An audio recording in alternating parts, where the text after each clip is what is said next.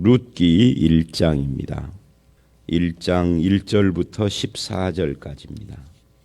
오늘부터 룻기를 며칠 동안 하게 될 텐데요. 룻기의 특징들이 있습니다. 우선 이 룻기는 사사시대의 기록이죠. 그래서 사사시대가 어두움의 시대, 우리가 사사기의 결말을 이렇게 사사기에서 바로 앞에 장을 보면은 소견에 오른 대로 해. 왕이 없으므로 소견에 오른 대로 했다. 이 왕이 없다라는 말은 마음에 하나님을 왕으로 모시지 않았다, 그런 뜻하고 같은 거죠. 그래서 어두움의 시대입니다. 근데 그 어두움의 시대의 룻기는 한 줄기 빛 같은 그런 책이죠. 그래서 이 사사시대와 사무엘 시대, 사실은 사무엘 시대도 사사시대입니다. 시대적으로는 사울이 왕이 되기 전까지. 그런데 그 가운데서 룻기가 아주 독특한 책이에요. 히브리 문학의 정수다, 이렇게 말을 하기도 하고요. 굉장히 그 압축되어 있으면서도 그 긴장감도 있고 또 어떤 재미도 있고 상상력도 생기는 그런 책이라고 할 수가 있죠. 이 룻기에서 겉으로 드러난 것은 보아스인데 룻과 보아스가 주인공처럼 보이지만 실제로 초점은 나오미에게 맞춰져 있어요. 이 나오미와의 관계 속에서 룻이 나오고 룻과 보아스의 결혼에서 태어난 아이가 나중에 4장에 보면은 나오미의 아이인 거죠. 그것이 나오미의 그 족보에 이렇게 이어져 가는. 그래서 나오미가 실제로는 더 훨씬 중요한 숨겨져 있는 주인공 같은 그런 사람이죠. 그래서 나중에 이제 4장에 가보면은 룻이 낳은 아들 오벳이 나오미와 관련돼서 기록될 뿐만 아니라 이 사사시대의 어두움 속에서 이 오벳은 장차 태어날 다윗의 증조 할아버지가 됩니다. 할아버지가 됩니다. 할아버지. 오벳의 아들이 이새고 이새의 아들이 다윗이니까. 그래서 이제 이런 그 주제, 그 룻기의 중요성 같은 것이 우리가 보여지고, 그래서 룻기는 룻의 입장에서도 그렇지만 나오미의 눈으로 봐야 할 책이다라고 할 수가 있습니다. 근데 이 룻기의 교훈으로 우리가 생각을 한다면 룻기의 아주 중요한 특징이 기적이 없어요. 기적적인 어떤 사건이 등장을 안 해요. 결혼하고 애 낳고 이것이 룻기의 주제입니다. 우리는 흔히 일상생활, 결혼하고 먹고 마시고 하는 이런 일상생활을 아주 의미 없이 생각을 하지만 하나님은 그런 일상생활 속에서 기적이 한 번도 일어나지 않는데 그걸 통하여서 하나님의 인애를 이스라엘에게 베풀고 계신다. 어두움의 시대에 인애를 베푸시는 하나님. 그것이 그 인애가 룻기의 주제인데 이게 기적보다 훨씬 더 중요한 것이에요. 기적은 있는데 하나님의 인애가 없으면 그거는 허당인 거죠. 근데 기적이 없는데 하나님의 인애는 축복인 것입니다. 그래서 이제 이런 하나님의 인애가 오늘 본문 1장에는 이제 나오미가 겪는 고난으로부터 시작을 해서 어떻게 하나님의 인애가 그들에게 부어지는지를 보여주는 그런 책이다라고 할 수가 있습니다. 이 룻기의 그 어떤 그 구조를 보면 1장은 베들레헴에서 흉년 들어서 다 잃어버리는, 이걸 이제 텅 빈 삶이라고 그러는데 나오미의 텅 빈 삶으로부터 시작을 합니다. 남편도 죽고 자식들도 죽고 뒤에 남겨져 있는 이 나오미, 거기에서 다 잃어버렸는데 딱 하나, 룻을 건지죠. 오늘 말씀은 이제 거기까지지만 내일 말씀 15절 이하를 보면 룻이 나오미를 따라서 베들레헴으로 돌아옵니다. 그래서 다 잃어버리고 죽고 텅 비어버리고 혼자만 덩그러니 남겨져 있는 것 같은 이 흉년든 삶에 하나님이 룻을 보배처럼 붙여주시는 그런 내용이고요. 4장에 가보면은 그런 나오미에게 이제 하나님께서 아들보다 귀한 자부가 낳은 아들 오벳이라고 하는 이 축복을 선물로 주십니다. 이 채워주시는 거죠, 말하자면. 이 오벳이 다윗의 조부고요. 그리고 2장과 3장에는 이제 보아스와 룻의 러브 스토리가 나와요. 그러니까 2장과 3장의 이 보아스와 룻의 러브 스토리 때문에 이것이 아주 재미있는 그런 내용이기 때문에 거기에 꽂히지만 실제로는 그 텅 비고 흉년된 삶에 하나님이 어떻게 인애를 베풀어서 그 인애로 말미암아 나오미를 채우시고 그리고 이 사사시대의 어두움에 빛을 주시는가 하는 것이 이 룻기의 핵심적인 흐름이에요. 이 오벳이라고 하는 사람은 다윗의 조부지만 더 가깝게는 오벳은 위에 사람, 앞으로 올라가 보면은 나오미보다 더 윗대로 올라가 보면은 이게 기생라합의 그 자손이 되는 거죠. 기생라합이 낳은 자손 중에 이제 나오미의 남편이 나오고 거기에서 오벳이 나오고 다윗이 나오고 예수님의 족보로 이어지는 것입니다. 그래서 룻기의 주제는 인애입니다. 인애.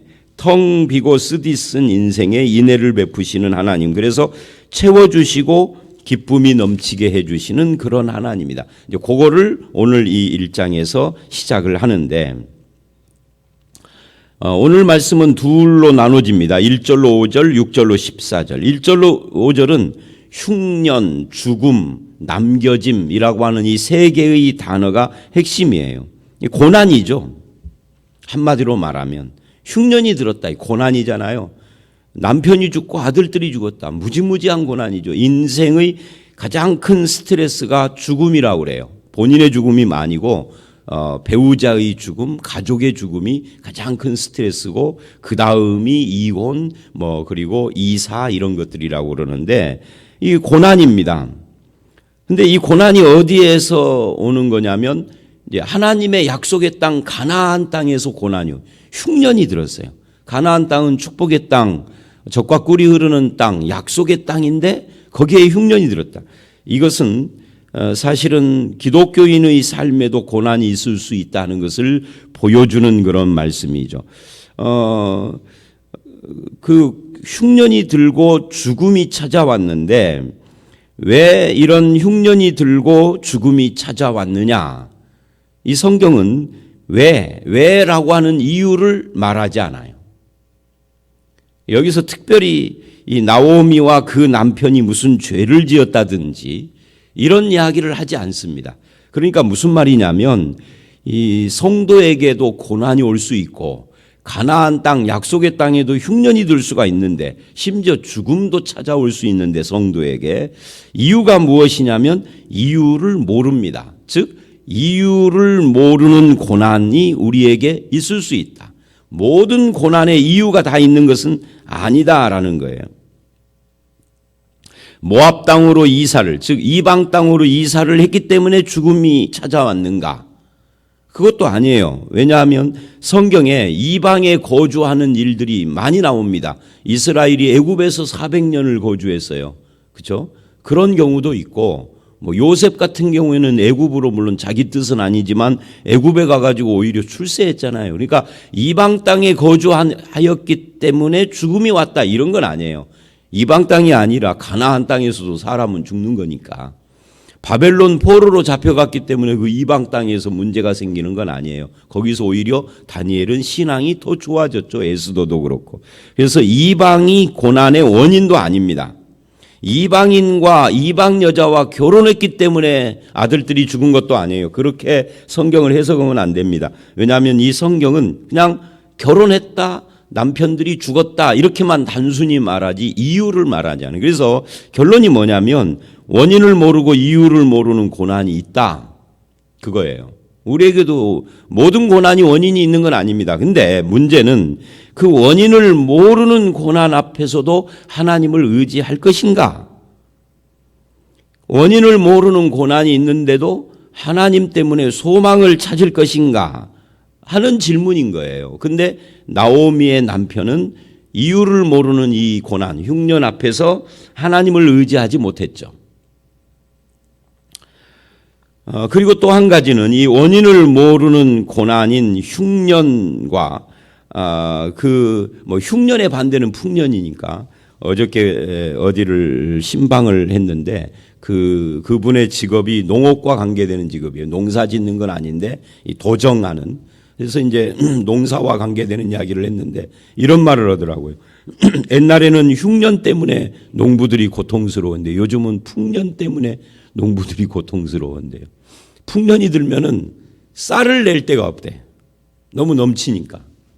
물론 그런 이야기를 TV 같은 데서 가끔 하기는 했지만 이제 실제적인 예를 들면서 들려주니까 굉장히 실감이 나더라고요. 그러니까 흉년이든 풍년이든 기독교인들은 거기에도 다 하나님의 주권적인 뜻이 있다. 이렇게 믿는 것이죠. 지금 흉년이 찾아왔습니다. 근데 이 흉년 때문에 이주를 하고 모압으로 거기서 남편도 죽고 자식도 죽었는데 문제는 아까 서론에서 말한 것처럼 이 다 어려운 일만 생긴 것이 아니라 거기서 룻을 만났단 말이에요. 그리고 이 룻이 장차 다윗의 조상 예수 그리스도의 족보에 들어가는 여자가 되어지는 거니까 거기에도 하나님의 뜻은 있다는 거예요. 아무리 우리 삶이 어려워도 삶이 어렵지 않고 복되어야만 하나님의 뜻이 있는 건 아니단 말이죠. 복된 곳에도 그 나름대로 하나님의 뜻이 있지만 어려운 중에도 하나님의 뜻은 있다. 이게 1절로 5절이 지금 하는 말이에요. 예기치 않는 어려움이 흉년, 죽음, 세 사람의 연속된 죽음을 맞이해서 얼마나 그 삶이 우리가 지금 담담히 성경이 기록해서 그러지 이게 실제 내 삶이라면 얼마나 힘들겠어요. 한 사람의 죽음도 힘들 텐데 자식들까지 계속 죽었으니까. 그런데 거기에도 하나님이 자기 백성을 돌보시는 은혜가 있다 하는 것이 이 본문이 말하고자 하는 것이에요. 시작을 죽음으로 하는데 그래서 그 결과 뒤에 남겨져 있다 그래요. 남았으며 그리고 5절에 다시 또 다 죽고 남았다라고 이야기를 해요. 이 남았다라는 쓸쓸함이죠. 아무리 돈이 있고 재산이 있고 먹고 살만 해도 남편 떠나고 자식 둘 다 죽었으니 아무것도 없는 인생이다 그 말이에요. 텅 비어버린 인생이에요.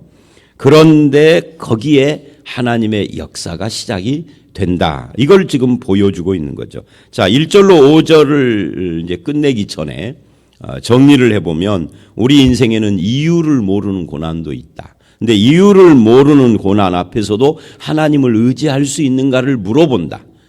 그죠? 그게 이 본문이고요. 그 이유를 모르는 고난 앞에서 흉년, 풍년 어떤 상황이 있었든지 하나님의 뜻은 작용하고 있다 하는 것을 이야기하고 있는 겁니다. 6절로 14절을 보면 이제 뒤에 남겨져 있는 그 나오미가 소식을 듣습니다. 6절. 여호와께서 자기 백성을 돌보시사 양식 주셨다 함을 듣고 돌아가려고 합니다. 하나님께서 자기 백성을 돌보셨다 하는 소식을 들은 거죠. 그러니까 이 6절 말씀은 사실 잘 생각하면 안타까운 말이에요. 왜냐하면 나오미의 가정도 흉년이 들었어도 그냥 베들레헴에 남아서 좀 견디었으면 하나님의 돌보심을 경험했을 거 아니겠어요. 근데 먹을 것 찾아서 이주해서 먹을 것은 찾았지만 아무것도 없는 인생이 돼버린 거죠. 그러나 거기서 그렇게 잘못된 것 같은 선택을 했지만 하나님은 실패하지 않은 거예요. 인생은 실패했지만 하나님은 실패. 왜? 룻을 건진단 말이에요. 아직은 지금 그 의미가 드러나지는 않지만 그래서 하나님의 자기 백성을 돌보셨다. 그래서 이제 돌아가려고 며느리들과 함께 이제 그 길을 가다가 7절 나오미가 며느리들에게 이야기를 합니다. 너희는 각기 너희 어머니의 집으로 돌아가라. 너희가 죽은 자들과 나를 선대한 것 같이 여호와께서 너희를 선대하시기를 원하며, 이 선대한다라고 하는 이 말씀과 돌아간다 하는 말씀이 핵심입니다. 6절로 14절에서 돌아간다라는 말이 계속 나와요. 6절, 7절, 10절, 11, 12절, 14절, 내일 말씀인 15, 16절에도 돌아간다라는 말이 계속 나오는데, 9절에 그 입맞춘다라는 말도, 또 14절에 입맞췄다라는 말도 돌아간다라는 것과 연관이 다 있는 거죠. 그런데 그때 나오미의 고백이 이거예요. 여호와께서 너희를 선대하시기를 원한다. 돌아가라. 그러니까 돌아가는 사람들에게 지금 축복하는 거죠. 돌아가라 하면서 이제 설득을 하는데, 이 선대한다라는 말에 선대에다가 밑줄을 그으십시오. 그게 헤세드라는 단어인데 이게 인애예요. 예, 이제 드디어 룻기의 주제 단어가 등장을 한 거죠. 이 인애라는 말은 룻기의 핵심 단어인데, 이것은 일방적이고 자발적으로 베푸는 사랑입니다. 그러니까 은혜하고 비슷한 말이에요. 하나님께서 일방적으로 무조건 이유 없이, 이유 없는 고난도 있지만 이유 없는 축복이 있는 거예요. 그 이유 없이 베푸시는 축복, 그 사랑, 그게 인애입니다. 나오미는 지금 하나님께서 자기에게 인애를 베푸실 것에 대해서는 지금 꿈에도 생각하지 않고 이 말을 하는 겁니다. 며느리들에게 나를 선대한 것 같이 죽은 자들과 나를 사실 어떻게 보면 텅 비어버린 인생, 다 죽고 혼자 남은 인생인데 하나님이 나를 선대했다라고 하는 이것도, 이게 지금 어떤 의미에서 했는지는 모르지만 이 룻기에 아주 중요한 단어가 되어져서, 변함없이 신실하신 하나님의 은총이 저들에게 부어지기를 이 축복하는 그런 내용이죠. 그러면서 이제 9절에 여호와께서 너희에게 허락하사 각기 남편의 집에서, 여기서 남편의 집이라는 것은 재혼을 이야기하는 겁니다. 재혼을 해서 남편에게 위로를 받게 해주시기를 원한다 하고 입맞춘 거예요.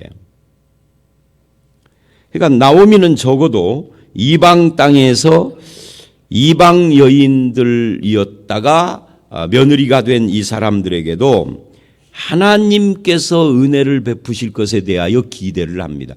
하나님은 이스라엘 땅에서만 역사하거나 이스라엘 사람에게만 역사한다라고 성경은 말하지 않는 거죠. 이방 땅에서 이방 여자들에게도 은혜를 베푸실 분이다. 나오미가 지금 그렇게 고백을 하고 있는 거예요. 그래서 우리가 잘 아는 것처럼 이제 며느리들이 하나님 어머니의 백성으로 돌아가겠다고 처음에는 하다가 나중에는 오르바가 일어나서 자기 땅으로 돌아가는, 자기 그 백성들에게로 돌아가는 그런 내용으로 오늘 말씀이 쭉 이어져 있습니다. 나오미의 설득에 설득당한 거죠. 11절 나오미가 내 딸들아 돌아가라. 너희가 어찌 나와 함께 가려느냐. 내 태중에 남편된 아들들이 아직 있느냐. 이 말은 이제 기업 무르는 그 법에 대한 이야기. 그러니까 룻기는 하나님의 인애가 핵심 단어이고, 그 속으로 들어가 보면은 중요한 그 사상이 기업 무르는 거거든요. 기업 무른다라는 이 기업 무르는 자, 이게 고엘이라고 그러는데 이 고엘이 대속자라는 뜻이에요. 대속자가 곧 예수 그리스도를 말하는 거죠, 신약에서. 그러니까 그 대속자라는 건데, 이게 이제 수혼법, 유다 사건에서 우리가 봤던 것처럼 창세기에 그런 건데, 이게 그 소망이 없다는 거예요. 나에게 아들이 없을 뿐만 아니라 이제 내가 새 남편 만나서 아들을 낳는다 해도 그 아들이 자라기까지 이건 말도 안 되는 이야기이지 않느냐 하고 설득을 하니까, 그 설득에 오르바가 이제 고개를 끄덕인 겁니다. 설득을 당한 겁니다. 어찌해서 자기에게는 더 이상 줄 것이 없다 하는 이야기예요. 근데 여러분, 더 이상 나에게는 줄 것이 없다 그랬지만 우리가 룻기의 결말을 알죠. 오르바는 그 말을 듣고 설득을 당해서 갔는데 더 이상 줄 것이 없는 나오미가 아니라 하나님께서 룻에게 보아스를 주시잖아요. 룻이 그것을 아는 건 아니지만 이 나오미의 이 말, 자기에게는 더 이상 너희에게 줄 것이 없다는 이 말은 하나님을 배제하고의 이야기지, 여호와께서 역사하시면은 얼마든지 아무것도 없는 나오미를 통하여서도 얼마든지 주실 수 있는 분이 하나님이다. 하나님께서는 고엘, 보아스를 준비하고 계신다. 대속자인 거죠. 대속. 우리 인간은 하나님 앞에서 아무것도 할 수 없지만 하나님은 아무것도 할 수 없는 인간을 통해서 뭐든지 하실 수 있는 분이다. 그 첫 출발이 대속자다. 눈에 보이거나 드러나지는 않았어도 하나님이 예비하신 은혜가 있다. 나오미는 거기까지 모르는 거예요. 인간이니까 우리도 모르죠. 이 부분에서 우리가 이런 걸 생각을 해요. 아브라함에게 주신 하나님의 마지막 은혜, 그게 여호와 이레잖아요. 하나님이 준비하시는 거예요. 근데 지금 당장 나에게 아무것도 없으니까, 나에게는 너에게 줄 것이 없는, 하나님이 주신다. 우리가 미처 모르는 부분이 바로 그것이죠. 그리고 이제 13절 하반절을 보면 자기가 그 며느리들에게 줄 것이 아무것도 없어지는 이유가 뭐냐면 여호와께서 나를 치셨다. 여호와의 손이 치셨다. 그래요. 20절에도 내일 말씀에도 그런 이야기를 하죠. 전능자가 나를 심히 괴롭게 하셨기 때문이다. 그러니까 이 부분도 우리가 교훈이에요. 곤고한 인생, 고난의 인생을 사는 사람들의 함정이 하나님에 대한 불평입니다. 하나님께서 나를 치셨다. 또는 이 곤고한 인생을 사는 사람은 또 한 가지, 하나님에 대한 불평 말고도 자책하는 겁니다. 계속해서 자기에 대해서 자책에 빠져서 원망도 하고 자기를 비난하고 이런 것이 곤고한 사람들의 문제인데, 그런데 하나님께서는 사실은 나오미가 모르는 은혜와 복을 준비하고 계시는데 그것을 기대하고 바라보는 것이 믿음인데 아직 거기까지는 못 간 거죠. 이것은 나오미만의 문제는 아니에요. 우리들도 내가 막상 이런 삶의 현장에 부딪히면 우리도 똑같단 말이죠. 근데 하나님은 역사하신다. 그러니까 여기에 이제 오르바가 설득당해서 가는데, 시험이라는 것은 꼭 악마를 통해서만 오는 건 아니에요. 선한 사람들을, 선한 의도를 통해서도 오는 것입니다. 그래서 결국 룻과 나오미가, 오르바가 서로 선택이 갈라지게 되는 거죠. 근데 이런 똑같은 설득과 환경 속에서 룻은 어째서 어머니를 계속 따랐는가? 그건 이제 내일 말씀인데, 오르바는 일단 설득을 당했습니다. 그래서 이제 더 이상 성경 역사의 오르바는 등장을 하지 않고 하나님이 준비한 복을 받지를 못하게 되는 거죠. 자, 오늘 말씀은 여기까지인데요. 이 6절로 14절을 정리를 해보면 그런 겁니다. 하나님은 곤고한 인생을 위하여서도 선대, 즉 헤세드의 인애를 준비하고 계십니다. 아직 사람들이 그걸 구체적으로 깨닫고 있지는 못하지만 자기도 모르게 자기 입으로 나오미는 그 이야기를 한 거예요.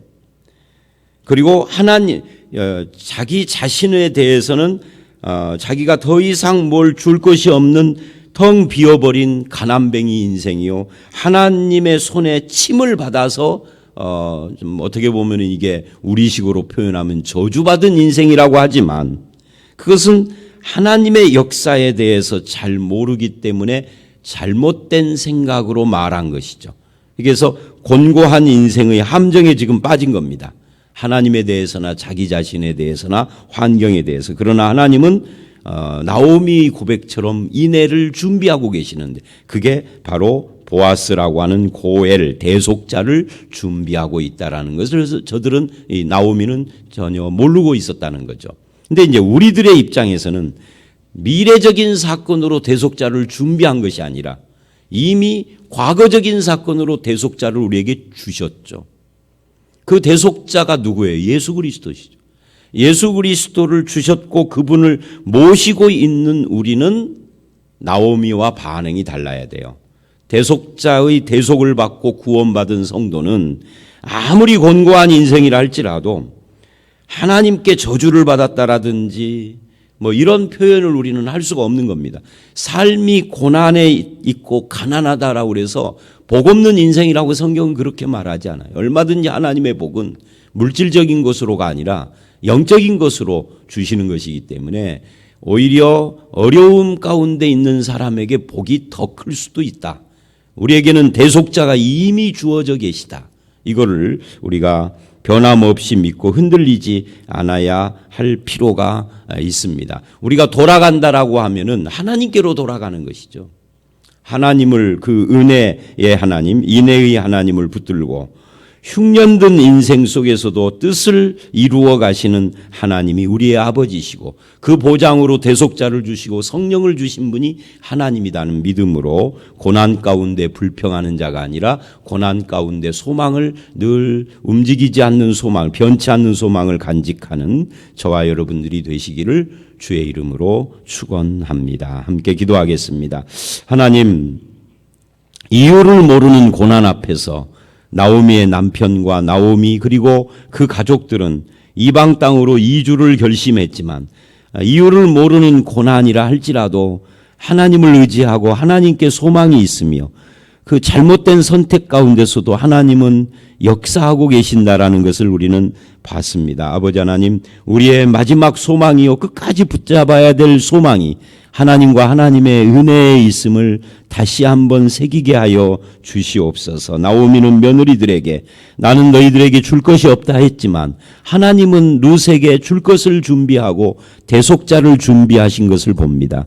인간에게는 또는 세상에게는 얻을 것이 없을지라도 하나님은 우리에게 얼마든지 주실 수 있는 분임을 깨닫고 주님을 붙잡게 해 주시옵소서. 여호와의 손이 나를 쳤다라고 절망적인 그런 고백을 하지만 오히려 하나님께서는 그런 나오미를 마지막에 가서 하나님께서 복 주셨다라고 고백하는 여자로 만들어 주실 것을 우리가 봅니다. 주님, 고난의 삶의 현장 속에서 곤고할 때에도 불평하는 자가 아니라 믿는 자가 되게 하시고 소망을 붙잡는 자가 되게 하시고 끝까지 여호와 하나님과 그 은혜를 소망으로 삼고 살아가는 그런 저희들이 될 수 있도록 인도해 주시옵소서. 나오미에게 준비하신 대속자가 우리에게는 이미 주어지고 오신 대속자인 것을 믿습니다. 대속자이신 예수 그리스도와 함께 동행하는, 그래서 얼마든지 세상의 곤고함도 이기고 소망 가운데 승리하는 우리 모든 성도 되기를